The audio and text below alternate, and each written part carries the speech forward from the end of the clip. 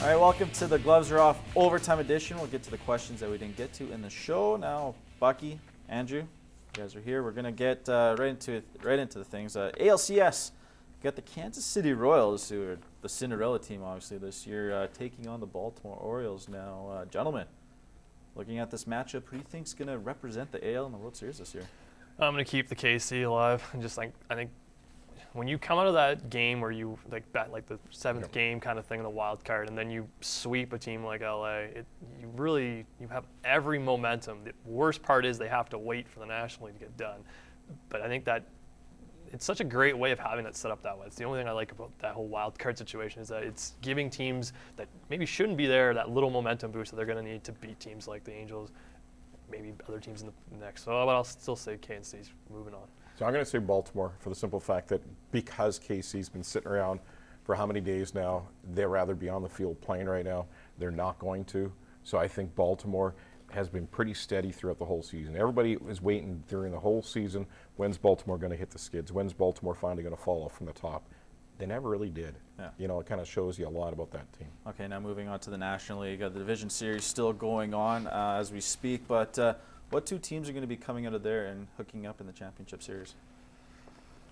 Nationals and I have no idea. San Fran, maybe? Are they playing each other? Playing each other. So Good research, boy. You got the Nationals and San Fran, and then you got the Cardinals and the Dodgers. You know what I say, and it'll be these teams hate each other. I say the Giants and Dodgers, and that's going to be a heck of a series. And really, if you ever been, and a number of years ago was in San Francisco watching the Giants and Dodgers play, and they fight in the stands. It's fun to watch. All right. So that's what they need then. Yeah, exactly. After blocking out games. All right, now ratings. Now finally, the Riders, of course, we all know without Derek Durant, Tino Sunseri did all right in the second half. Daggy, whatever his last name is. Research, come on. Well, research. Of course, I'm being a little facetious with this 3-pick performance there, but the Riders kind of going out on the limb and signing 2007 MOP Kerry Joseph to come back. What is going on in Rider Nation right now? Well, you don't have faith in a 41-year-old? No, I don't. This isn't the Arena Football League. This is the CFL. You know what? It doesn't surprise me, but at the same time, why didn't they do this about 3 weeks ago? In the game on Friday, Seth Daggy was horrible.